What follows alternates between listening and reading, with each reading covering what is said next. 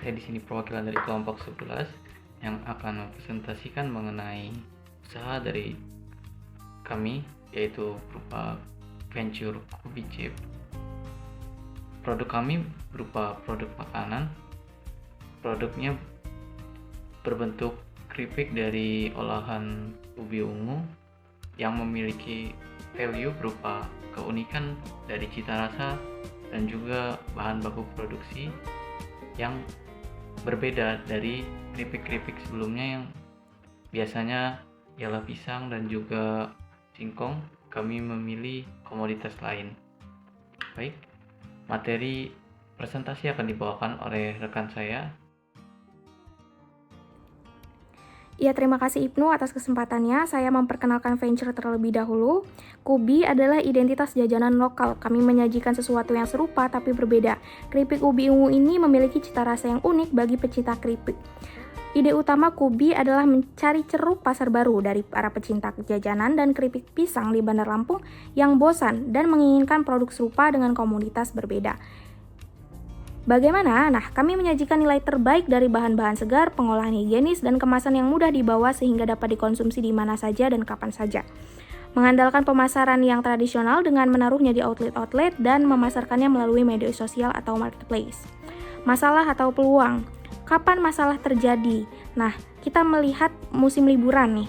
Terus saat bepergian, di kelas, di tempat kerja, dan pada waktu jajan. Saat sibuk tapi butuh nutrisi nih dari kalori snack. Kemudian ketika banyak jajanan yang tidak sehat. Selanjutnya, alternatif masalah. Dari akar masalahnya itu alternatifnya sebagai berikut. Camilan yang bisa dinikmati di mana saja.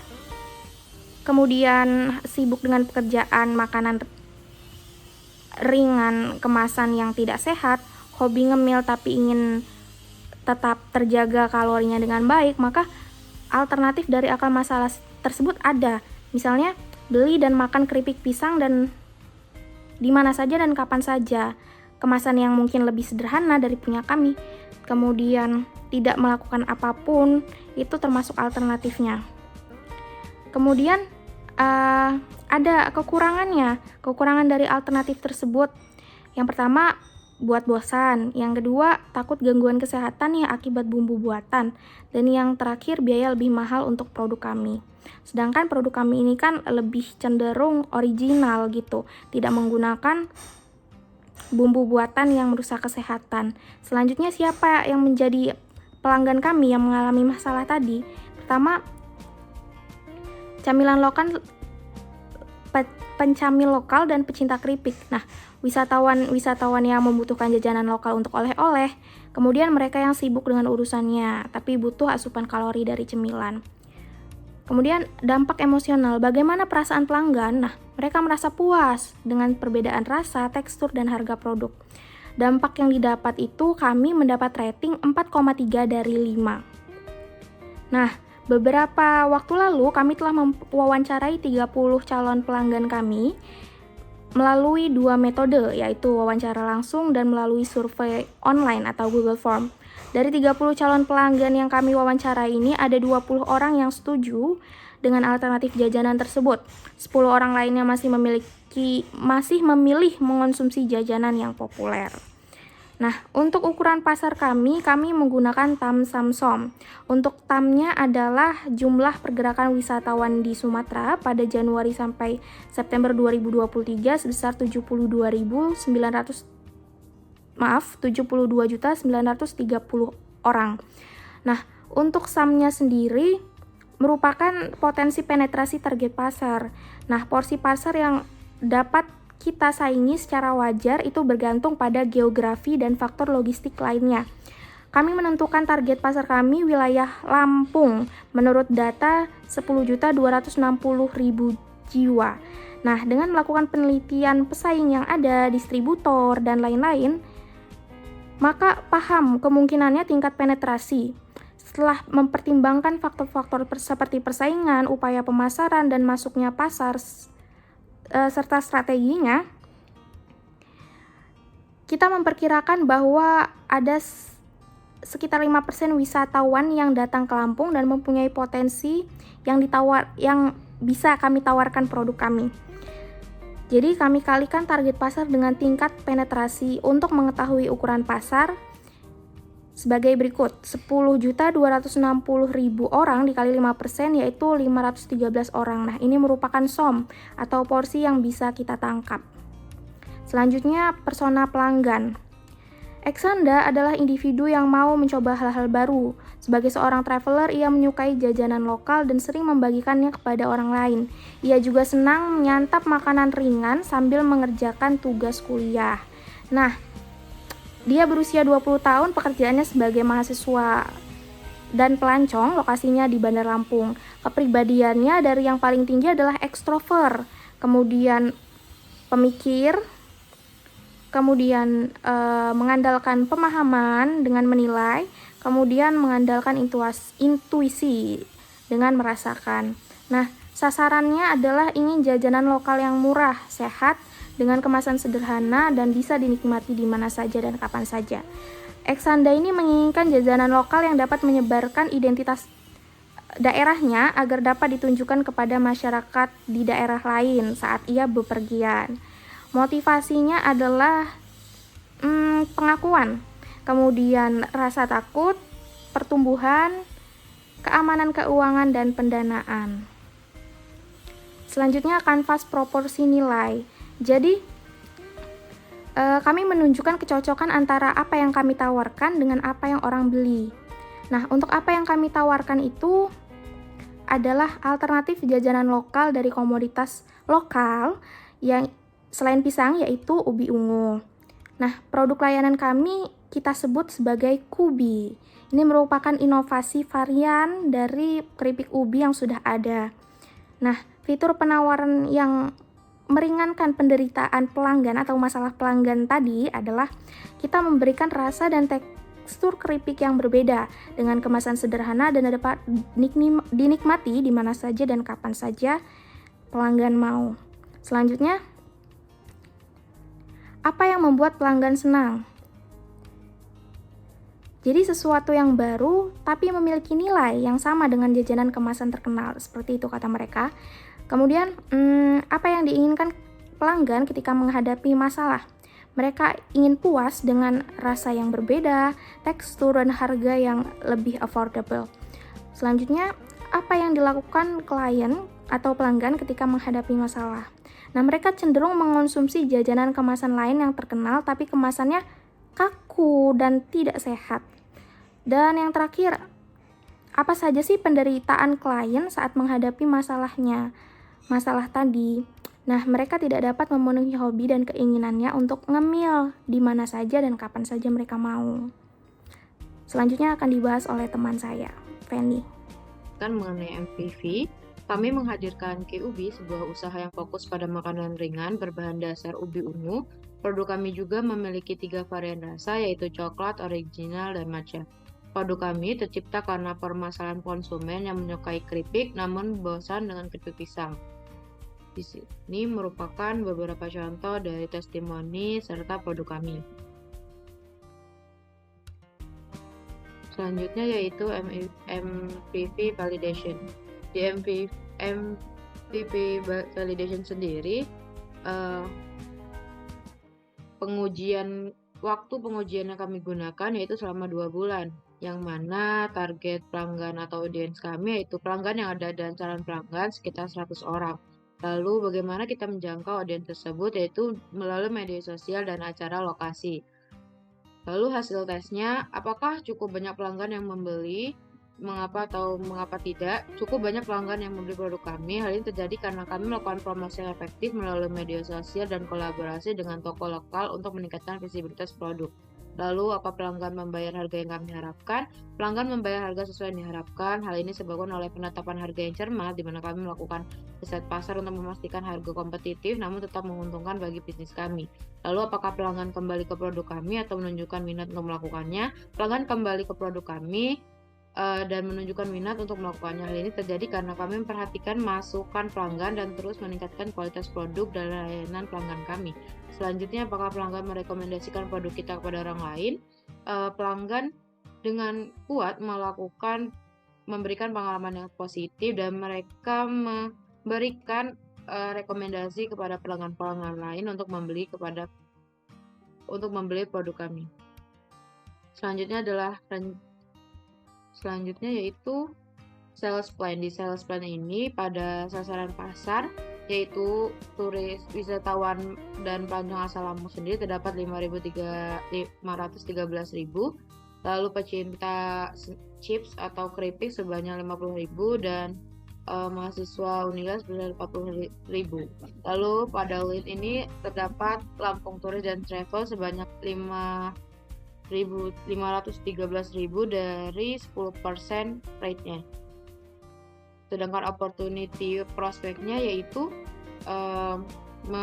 terdapat 12.060 dan pelanggan potensialnya yaitu sebanyak 9.648 dengan customer-nya yaitu sebanyak 7.718 dan retain customer sebanyak 6.174 dengan customer acquisition plan-nya yaitu target customer-nya sebanyak 513.000, chips lover-nya 50.000, nilai student sebanyak 40.000 dengan channels to be used to attract the target customer segment yaitu pemasaran langsung melalui ataupun display offline dari toko oleh-oleh dan melalui pasar, periklanan media sosial dan influencer ataupun sedangkan mahasiswa Unila melalui acara tahunan, sosial periklanan media dan estimate number of lead-nya yaitu 51.300 untuk Lampung Turis, chips lover sebesar 5.000 dan Unila Student sebesar 4.000. Lalu estimate cost of convert this lead of actual customer sendiri sebanyak 51.300.000, pecinta keripik yaitu 5.000 dan mahasiswa Unila yaitu 4.000. Selanjutnya yaitu go to market strategi. Go to market strategi ini menggunakan Facebook, LinkedIn, Instagram, Twitter, dan lainnya. Lalu tampilan videonya kita menggunakan video yang renyah dan menarik dan menjelaskan merek secara detail.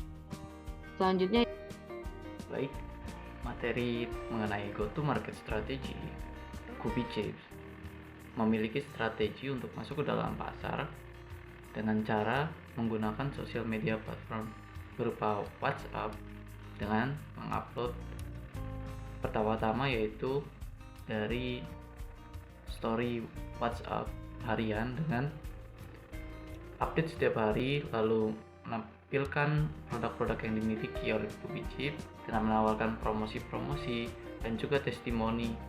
Begitu juga dengan media sosial lain yaitu Instagram, Telegram, dan juga TikTok.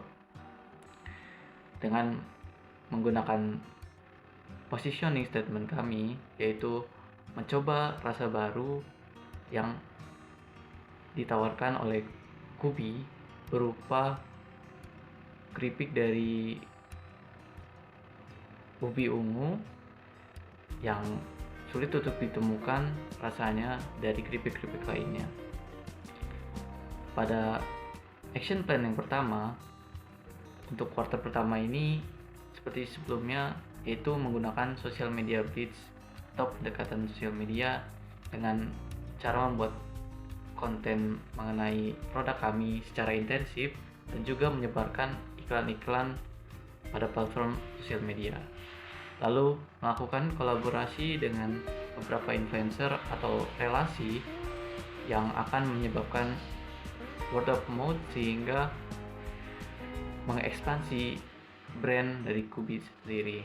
Lalu untuk kuartal kedua kami akan menggunakan customer contest atau mengengage dari audiens kami dengan konten-konten yang telah kami berikan pada sosial media sebelumnya. Lalu cara kedua pada kuartal kedua yaitu menggunakan kampanye email dengan cara menargetkan email-email pada customer yang potensial untuk melakukan pembelian. Pada kuartal ketiga, kami akan melakukan diskon eksklusif dengan menawarkan promosi ini sehingga dapat menstimulus para customer untuk tertarik membeli kembali. Lalu melakukan penggelaran sponsor atau melakukan pendirian stand pada event-event kuliner. Lalu pada kuartal keempat kami akan melakukan customer loyalty program, yaitu memberikan makan siang gratis pada customer kami yang telah membeli, sehingga dapat menimbulkan loyalitas dari pelanggan tersebut. Materi selanjutnya mengenai financial plan. Financial plan pada aplikasi Kubi sendiri, kami menginginkan untuk usaha ini dapat berkembang menjadi sebuah usaha rumah tangga yang memiliki pabrik berskala rumah tangga, sehingga kami menghitung untuk modal yang diperlukan untuk startup ini yaitu sebesar 100 juta rupiah, di mana ini akan digunakan untuk biaya konsultan atau pembayaran notaris dan juga akuntan untuk pencatatan segala aset dan kewajiban yang dimiliki oleh Kubi sebesar 10 juta. Lalu pendaftaran bisnis kami, biaya pendaftarannya sebesar 1 juta rupiah. Lalu untuk pembuatan website, korporasi dan juga pemasaran sebesar 2 juta rupiah. Lalu untuk biaya lain-lain sebesar 5 juta rupiah.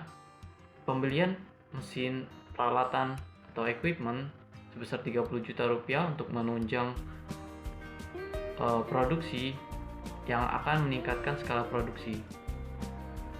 Lalu untuk operasional sendiri itu biayanya yaitu biaya marketing dan promosi sebesar 5 juta rupiah, lalu biaya bahan baku dan juga distribusi dari supplier itu sama dengan 25 juta rupiah, lalu biaya perkantoran atau biaya alat tulis itu 500.000 rupiah, lalu biaya untuk cadangan kas kecil sebesar 4.500.000 rupiah. Dengan adanya modal sebesar 100 juta rupiah dan dikurangi dengan seluruh biaya-biaya tersebut, masih tersisa 17 juta rupiah untuk dapat digunakan untuk pembiayaan yang lain. Selanjutnya, kami melakukan forecasting untuk profit dan loss untuk tahun ini hingga bulan Desember atau akhir tahun, yang kami hitung dengan harga per unit sebesar 5.000, dan juga perhitungan kami apabila skala produksi kami cukup besar dengan pembiayaan sebelumnya, kami dapat menjual pada 1 bulan Maret itu sebesar 1.150, ialah merupakan target kami. Lalu untuk bulan kedepannya itu 1.200, lalu dimulai Mei 1.300, dan bulan Juni mengalami penurunan karena adanya penurunan tren, karena di sebelumnya adalah adanya event-event keagamaan dan event-event nasional. Lalu untuk harga di 5.000 rupiah, HPP dari produk kami atau cost of goods sold-nya itu sebesar 3.556.000 rupiah yang didapatkan dari jumlah dari produk yang terjual dan juga biaya per unitnya, yaitu sebesar 3.092, di mana kami mendapatkan laba kotor sebesar 2.194.000 rupiah pada bulan Maret. Lalu begitu pula diikuti bulan-bulan setelahnya, di mana biaya-biaya yang sebelumnya dijelaskan, yaitu hanya ada penambahan biaya gaji tenaga kerja yaitu sejumlah 2.700.000 rupiah, lalu biaya marketing dan promosi sebesar 416.000 rupiah per bulan, yang mana sebelumnya telah dicantumkan untuk biaya per tahunnya, ini hanya dibagi. Lalu biaya-biaya lainnya berupa biaya kelistrikan, air dan lain-lain sebesar 400.000 rupiah untuk per bulannya, di mana sebelumnya juga sudah dicantumkan. Lalu biaya alat tulis kantor sebesar 40.000 rupiah, di mana total biaya per bulan yaitu 3.556.000 rupiah. Dengan ini, apabila pendapatan atau total sales dari penjualan sejumlah 5.750.000 rupiah dikurangi dengan total biaya, akan menghasilkan gross profit berupa 2.194.000. di mana gross profit juga menjadi net profit dikarenakan kami tidak memiliki hutang untuk pembayaran bunga dan juga belum adanya pajak. Begitu pula untuk bulan-bulan selanjutnya terlihat pada tabel ini. Oke. Lalu untuk proyeksi 5 tahun ke depan sama saja sebenarnya, di mana peningkatan pada penjualan itu sebesar 20% kami anggap untuk setiap tahunnya, di mana tahun ini mendapatkan 10.000 penjualan, lalu tahun depan dapatkan 12.000 unit penjualan, tahun depannya dapatkan 14.000 penjualan, di mana kontribusi dari satu produk terhadap penjualan itu sebesar Rp1.444, di mana harga rata-rata itu Rp5.000 dan juga harga rata-rata ini mendapatkan biaya rata-rata per unit itu sebesar Rp3.556, di mana total revenue sama dengan 10.000 dikalikan dengan 5.000 menjadi Rp50 juta untuk total revenue tahun pertama. Begitu pula tahun ke depannya, di mana terlihat pada table yaitu number of sales dikali dengan total revenue, sehingga total revenue ini hanya kita kurangi dengan total expense yang berada di bawah, yaitu sebesar Rp35.560.000, di mana total revenue yang dikurangi dengan total expense menjadikan gross profit yaitu sebesar Rp14.440.000, di mana sebelumnya kita memiliki permodalan yaitu Rp100 juta, kita terbitkan 100.000 saham untuk kepemilikan pembagian kepada para investor dengan earning after 5 years-nya itu sebesar Rp25.992.000, lalu price to earning ratio-nya 10, di mana kita mengambil periode dari rata-rata industri dengan discount rate sebesar 0,08, di mana ini untuk proyeksi 5 tahun. Lalu untuk unit ekonomi, kami menghitung unit ekonomi dari tabel sebelumnya, di mana unit ekonomi ini ialah merupakan proyeksi dari price and loss untuk per unit, di mana revenue per unit itu sebesar 5.000, COGS atau BP per unitnya 3.556, gross profit per unitnya 1.444, gross profit margin per unitnya 29%, di mana operating cost per unitnya sebesar 3.556 dan operating profit per unit sebesar 1.444. Perhitungan ini dijelaskan oleh tabel di bawahnya dengan deskripsi. Begitu pula tabel-tabel sebelumnya ada pada deskripsi. Lalu untuk tim compositionnya, saya sendiri merangkap sebagai CEO dengan key strengths yaitu berupa inovator, risk taker, dan ngambil peluang. Lalu ada rekan saya, Beni Repitasari, yaitu dengan kedudukan sebagai COO atau CTO dengan kelebihan dan juga kemampuan berupa dapat menyelesaikan masalah, disiplin, dan juga berpikir dengan cepat. Lalu rekan saya lagi yaitu Medina Gecayani dengan kemampuan dan juga kelebihan yaitu komunikasi yang efektif, dapat menarik konsumen, dan juga dapat menginfluence para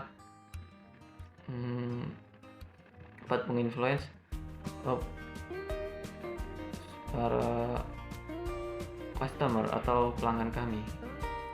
Oke, begitu presentasi dari kelompok 11 yaitu Venture Kubi Chips. Terima kasih.